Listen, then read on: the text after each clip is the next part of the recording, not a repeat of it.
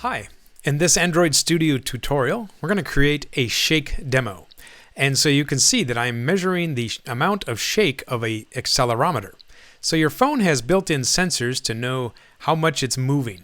And we're simulating the sensors here with the emulator. And you can see as I move it in each axis, the acceleration is listed here.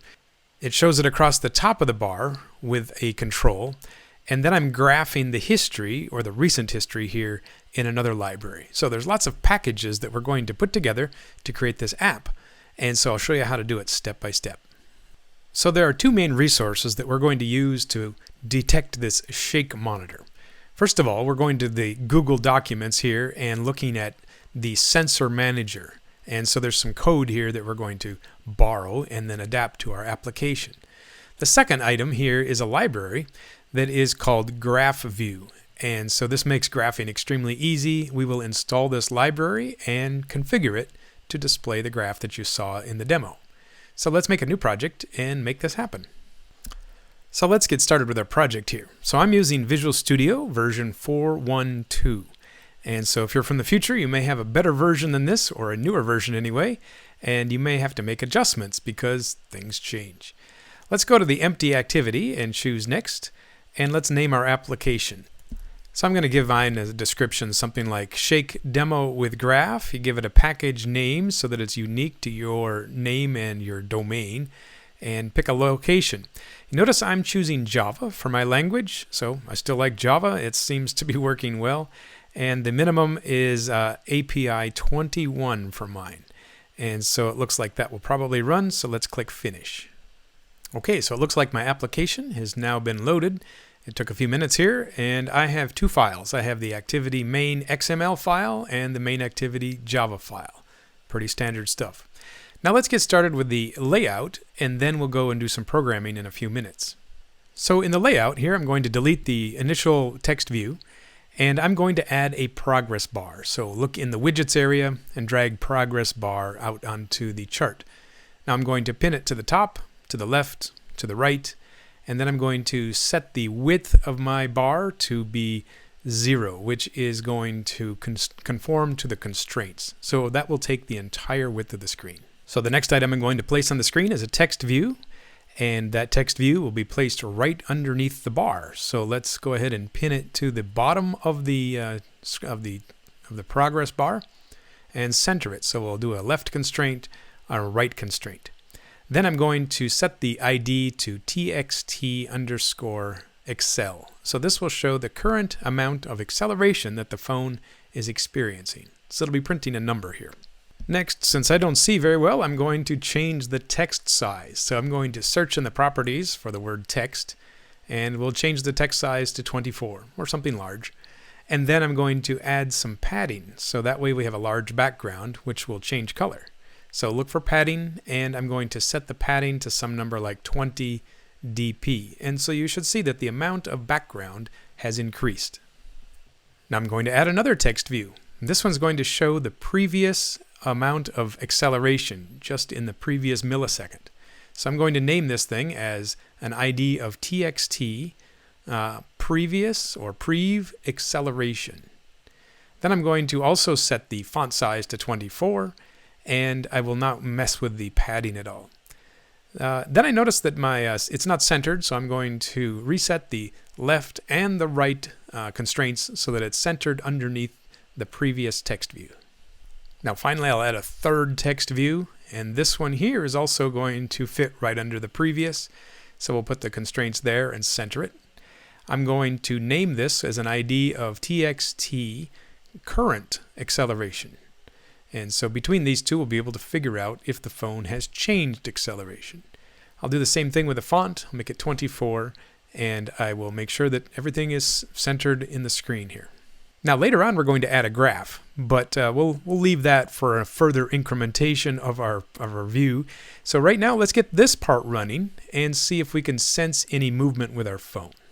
Now let's switch into the Java code, and the first step that you always have to do when you create a new layout and join it with the Java code is to provide references. So we need to create some text view variables. So I'm going to name 3 of them as current acceleration, txt previous, and txt acceleration. Then also I'm going to provide a variable for a progress bar, so it is type progress bar, and I'm going to call it prog ShakeMeter. Now, each of these has to be imported. If you have the Alt-Enter key on your keyboard, you can import these different controls. Then, inside of the onCreate method, we need to associate each of these variables with the actual ID number in the layout. So, this goes like this: txt acceleration, that's the variable name, equals findById, and then you put r.id and then the name of the item. And so we'll repeat that for the 3 different text views. And then for the progress meter, we do the same thing. We call it prog ShakeMeter, and it's going to find the view item and associate it with that item in the layout. So all of these things are pretty standard. Hopefully you've done this before in previous tutorials, so layouts are not a mystery to you. If this is kind of new to you, then I have previous tutorials that will help you on your first apps. All right, now it's trying to get some code to make this happen. So I'm searching here in Google Docs or Android Docs for SensorManager. And the very first example they give us has some very good code that we can use that will make sense. Let's copy it and then put it into our code. So I'm going to copy things selectively. So the first 2 items here I'm going to copy, which is a SensorManager and the actual sensor itself. So I'm going to just copy 2 lines to start with. Now let's switch back into the studio, and I'm going to provide these as variables up here at the top of the page. So we can see that as soon as I import them, it has to be used Alt-Enter to import the library that is referring here. So both of those should now show up as items.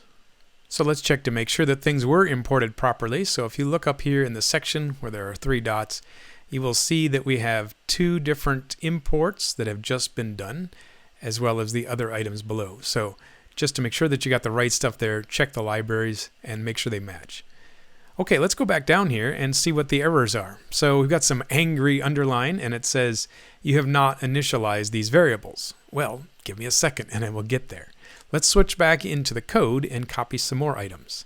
So I'm switching back into here where we have the first 2 initializations. So let's copy these 2 and put them into our code.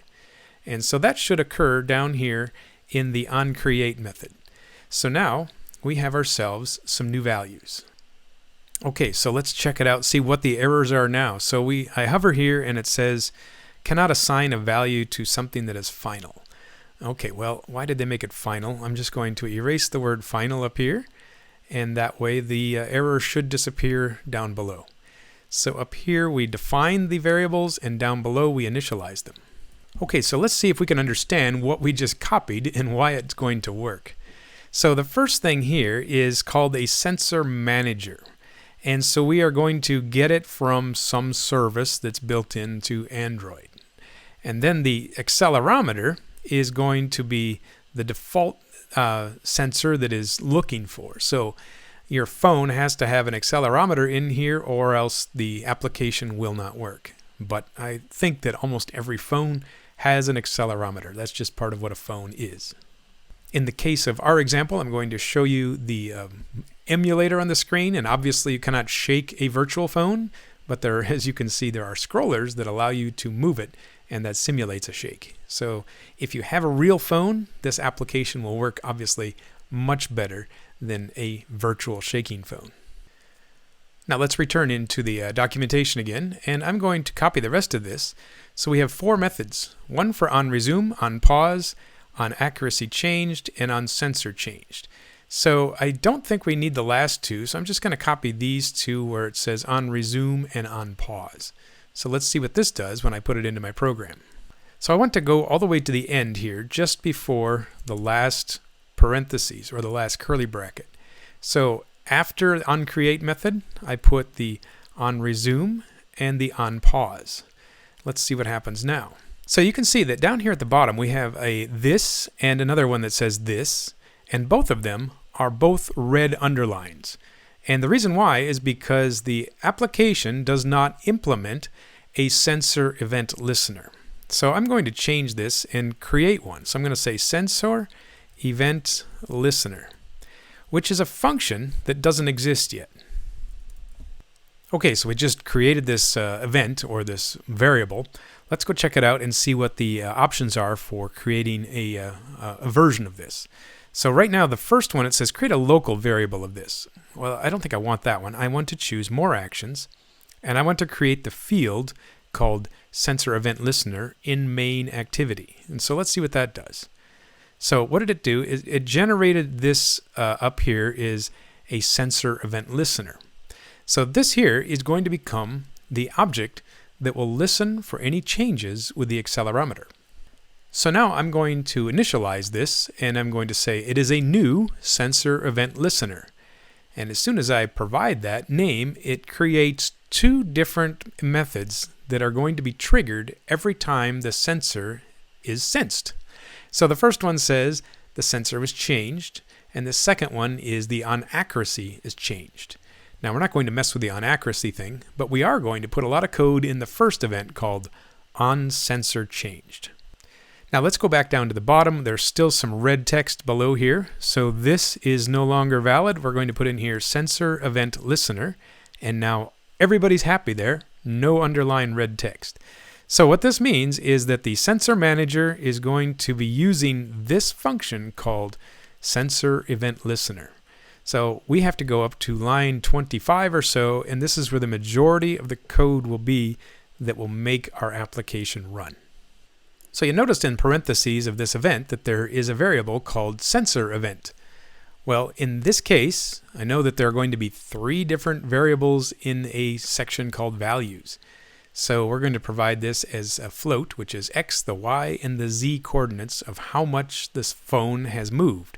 So sensor event.value 0, values square bracket 1 and 2.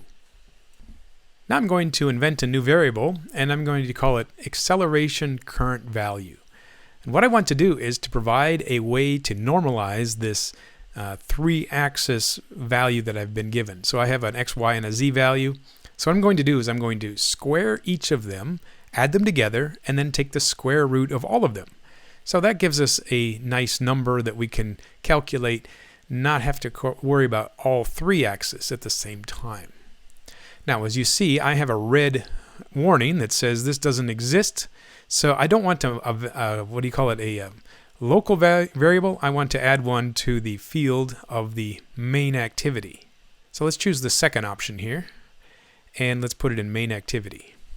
So where did it put it there? So it put it on this line, and I would rather not have it here. I want it at the top, so I'm going to press Control X and go back up to where all the rest of the variables are defined, such as these items that are in the layout. So let's go ahead and paste it there. So I have the acceleration current value. Now I'm also going to want to know what the previous value is of my acceleration. So I'm going to add a new variable called acceleration previous value. So I'm just going to be checking every time that we do an acceleration reading that if the previous value is different than the current value, then you know that the phone has moved and to how much it moved. Now, to complete my math calculations, I'm going to take the difference of these. So I'm going to call this thing change of acceleration, and I'll subtract the first item from the second or the one from the other. And so I'll have some value of how much it moved. Now you can see that I do not have a definition here, so let's go ahead and create this local version of it. And so now we have a change of acceleration. Now, just in case that one of them is the wrong side of the other, I want to do an absolute value. So the absolute value allows me to check to see 5 minus 3 is the same as 3 minus 5, for example. So it will ignore any negative signs when we're done. Okay, the next step is now to display something to the user to see if we can tell if the sensors are working or not. So I'm going to set these 3 text fields, these 3 text views. So the first one that I'm going to set is called the current acceleration. And so we'll do a set text. Now, you have to use a string when you do a set text. So you can either convert this to a string or you can concatenate it to a string. You can't put an integer in here. So I'm going to say current equals and then concatenate. So the other two are very, very similar. I'm going to set text on the previous acceleration and use the previous value. And then I'm also going to use the acceleration field and call this thing the acceleration change. And so we should see a change on all three of these text fields as we move the phone. So let's run this now. It's probably time to see if it works. So I'm going to use my emulator. As you can see, I have a Nexus 5 on there, and let's click Run. Okay, so you can see that I have some acceleration going on here. The acceleration change is set to 0, and you can see that I have a number that kind of looks familiar. If you've been in a physics class, we have 9.8, and I believe that is the acceleration of gravity. So we've got some constant pressure on the phone. Now, I want to be able to move the phone because the change is not occurring. So let's go into the options here, and I'm looking for something called virtual sensors. And virtual sensors, not the map here, please. Let's go to the virtual sensors. And let's see, it's a little bit slow here. Virtual sensors, there they are. And I'm going to switch it to the movement sensor. Now when I drag left and right, you can see that the numbers are changing on my screen here. Ooh, it's flipping sideways too. Okay. So I've got previous and current both moving, but it doesn't look like the acceleration change is being sensed. So I must have messed up the math somewhere. I'm going to have to go back and double check all of the places where I've added and subtracted. So I'm looking at my equations, and I think I can see the error. So I have this thing called, I'm assigning the previous one to the current one, and I need to do that after I do the change calculation. So the change will say, let's compare these two, and then we'll do the assignment. So let's try it again. All right, the application's up and running again, and let's see if we can move this around. And so now you can see that the change is very small. It's less than 1. But as I do move this thing, you can see that the objects are different by a little bit. So each time the sensor has been read, the previous and the current amount of pressure or movement is different. Now all those decimal points are kind of hard to read, so I'm going to just actually turn these things into integers. So right here in the part where I'm going to put in the text, I'm going to cast each of these as an integer, and it will just make the display easier for the human to read. Behind the scenes though, it's still a decimal point.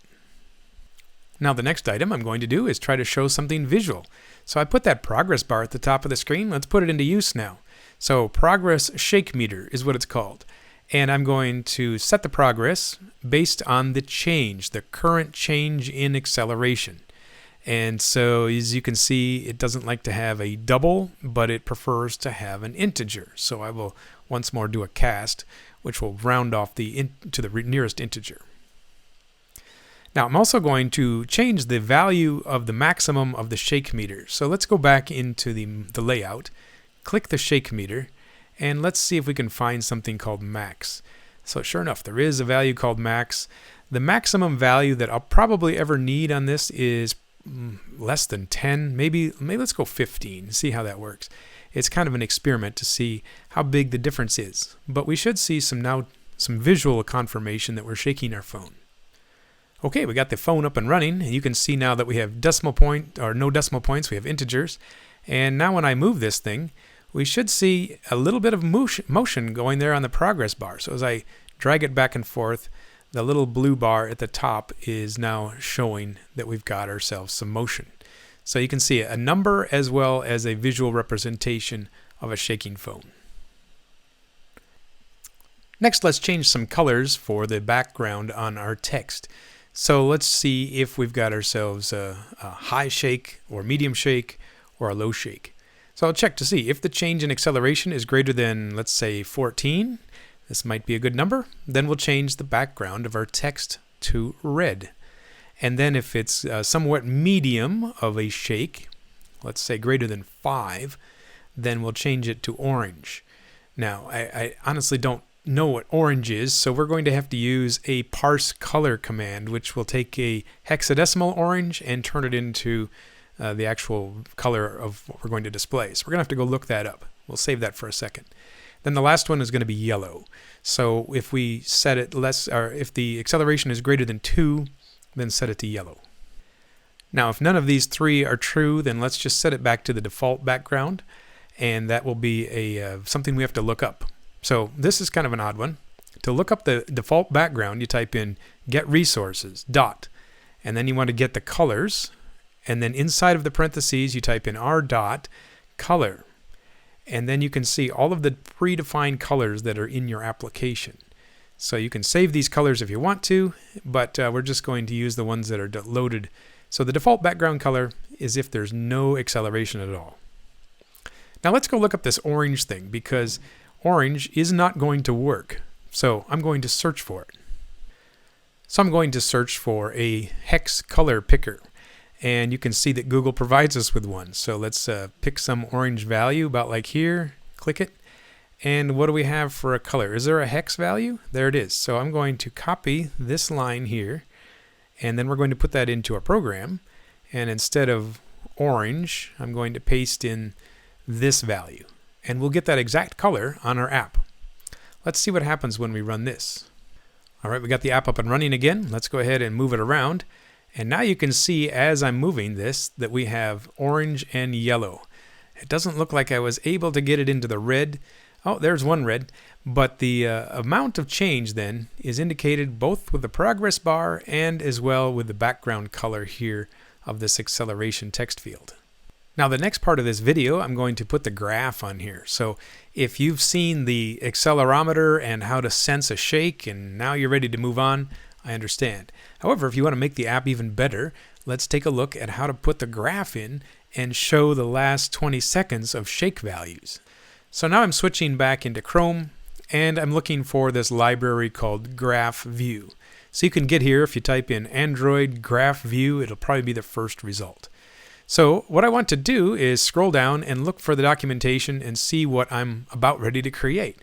So GraphView is really awesome. You can create line graphs and charts. You can zoom and pinch them, and it's pretty well designed to make it almost like plug and play. So we're going to go to the how to use section and borrow that. So the first thing you have to do is you have to borrow the actual code, and the simplest way to do that is to copy this as a dependency. And then the part you need to open then is in the Gradle scripts. So let's open these two.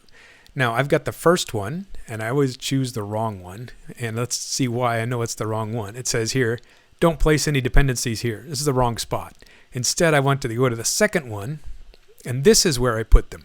So down at the bottom of the screen you see something called dependencies, and so I can just paste in my dependency. So this is JJoe64 GraphView, and I'm using version 4.2.2. So automatically will install. Now I have to click the Sync Now button, and this will download some Java jar files into my project and automatically allow them to be used in my code. So as soon as the syncing is done, I'm going to go back and do some programming. Alright, it looks like the syncing is done, no errors, and that's a good sign. So let's go back to main activity. Now the second thing I have to do is part 2. It says you have to add this to the layout. So let's go ahead and copy the section that they recommend here, and this will go into the XML file of your layout. So back into Android Studio, and let's switch over to the layout and the XML files. So I can't see the XML here, so I have to either split it or choose code. So I will choose split. Now I want this thing to appear at the very bottom, so after the last text view. Let's see if I can expand this to be a little wider. Perfect. Okay, I'm going to paste it in. Now the graph view is showing up here. I'm going to make a few adjustments so it shows up where I want it to. So first of all, the width is match parent. That's good. The height, I'm going to take that out for now. And for the ID, the word graph is good. So I obviously have something wrong here. It's in red text. Let's go back to the design. So if I switch back to the design view, and I will see the same exclamation mark, and it'll tell me why it's red. It says this view is not constrained vertically, and so it won't show up in the place you want it to. Well, let's give it a constraint. So let's go back into the code, so splitting, and I'm going to type in some constraints. So I'm going to put in the word top. What I want then is the constraint for the top, and I want it to match the bottom of something else. So I'll choose this option here. Now I want it to be the bottom of one of my text items. So I think the last one was called, let's see, was it previous or current? Let's try previous and see what that looks like. So that one shows 2 text views. I wanted the other one, so let's delete that and change it to text current. And there we go. Now I see all 3 text views above it. So that means that it's attached to the bottom of the last text view. That looks correct. Now let's do another constraint for the bottom here. So for this one, I want to set the constraint of the bottom to the bottom of the parent. So let's choose bottom to the bottom of, and then I'm going to type in the word parent, and that will be the bottom of the application screen. So the graph will take as much space as I have left after the text views. Okay, so let's switch back into the design again, and let's see how this looks. So I've got myself the entire space taken up here. Now for the height, let's change this to 0, which will match the constraints that I set up. And for the width, you could probably leave it as match parent, or you could put a left and right constraint on it. Either one will work. So we want something that looks like this. All right, so that's the hard part of getting this thing to place it on the screen. Now what do we do for code? Let's go check that out as well. Now the first thing we can do is just take their sample code and see if we can make this work. So we're going to modify this, but we'll copy and paste the code that is provided in the demo. So I'm going to switch into the main activity. So now I'm going to look for the onCreate area. That looks like it's about down here. And I'm going to just put in a comment. So I'm going to put in some sample graph code. Then it looks like I need to do some importing here. So I'm using Alt-Enter to import the class. And let's see if there's anything else. We have data points. Those look like they need to be imported. And then the other one here is a linear graph series. So let's press Alt-Enter as well for that one. And it looks like all the errors have gone away. Now this will give me 5 data points on the graph. And at least we'll be able to see if it's loaded correctly, even though it doesn't display any data that's useful to our accelerometer. But let's go ahead and run the app and see if it shows anything. Okay, it looks like my app's up and running. And the graph is actually displaying a line chart. So it imported the library correctly and displayed a list of 5 points. So what I want to do next is to have that graph calculate the amount of shaking that's going on my phone and have it scroll through. So we've got to do a few modifications to the data that's being put on the graph. So let's switch back into Java now, and I'm going to create some new variables. So 2 variables that are going to count the number of points on the graph and how often the graph is updated. So the first one is called points plotted, and that's the number of points plotted on there. So I'll put 0. And then the second one is a counter variable. So I don't want to update the graph every single time the sensor is actually moved. I want to do it maybe every 10th time. So the graph is not going to be overwhelmed with data. So those 2 things are going to help us figure out how often the graph is updated. Now I'm going to update the graph here at the end of the sensor event listener. So I'll just put in a comment here so I know where I'm going to get this information from. Now I want to be able to have this this graph accessible here, this series accessible throughout the entire application. So I don't want to actually define this here. I'm going to cut this out and I'm going to move it to the very top. So way at the beginning where the original variables are defined here, and I'm going to stick it in here. So it's called the series. And I can set it up to be a new series just like we have here. And now for the number of points that are being plotted, it looks like I better put this up to 5 because we have 5 data points in our graph. And that will increase as we go. But for right now, we need to tell it that there are 5. So the variable that's important here is called series. We're going to be adding new points to the series. Notice the new point is defined like this, where we give it an x-coordinate and a y-coordinate. Well, the x-coordinate, you can see, increases by 1. So we're just going to use this point here called the number of points plotted. That will be the x-coordinate. Now the y-coordinate is going to be the amount of shaking going on. So that will be taken from our sensor. So let's borrow one of these points and let's see if we can use this in our code further down. So I'm going to copy that one. Now where do we do the upgrading of the graph? Here it is. So now I want to add some new data to the series. So it's called series.appendData. And I'm going to then put in here a new point. Now, I'm just going to use the existing point called 4, 6. There is a problem. It says there is a red line underneath, and why is that red line there? So let's see if we can figure out why. I actually kind of forget how all of this works, so I'm going to have to go back and look it up. So that's probably a good thing for you to do as well. Let's go back into the page where the information is about this library. And I'm going to go down to the Project Wiki homepage. Maybe there's some documentation there. And sure enough, there is documentation. There's a link to it. And let's see if we can get further down the line. So it tells you how to do a simple graph and all the rest of the stuff. What I'm looking for is called a real-time chart, I believe. A real-time chart is updated on a periodic basis. So there's a whole bunch of code here that you could use as a model, and I'm going to take some of this. But what I'm looking for is for the append. So I'm going to do a Control F and append data. So here is what append data is supposed to do. It's got a data point, and then it has true and 40. Now, where did that come from? Let's see if there's something else that we can figure out. So right here in the description at the top of the page, it says this method adds a single data point to the current data. There's also a flag called scroll to end that will scroll the graph view automatically to the last value. So that would explain the true. And then the last item, I believe, is supposedly the number of points that are in the chart. So let's go add those here. So in the code, I'm going to add the true. We want it to scroll to the end. Right there. It tells me what the value is. It's called scroll to end. And then the next one is supposedly the number of points. So if I put in a 10, it sure enough says the max data points. Well, the max data points I want to have as called the points plotted. So that way it will grow as the amount of data grows. So we have points plotted. Now, we're going to, instead of put 4, 6 in here all the time, we're going to put in here the x value, which is points plotted. And then for the y value, I'm going to plot in the amount that changed. So let's call this changed acceleration. And let's see if this works.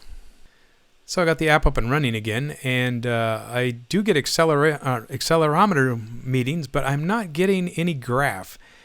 Now I have the points plotted on here. I also need to do an update on the number of points plotted. So let's do points plotted plus plus on here, and then we will have a increment going on as well as the amount of y value changes. So both of those should adjust every time that we do an update here. So let's go ahead and see if this will make a difference when we run our program.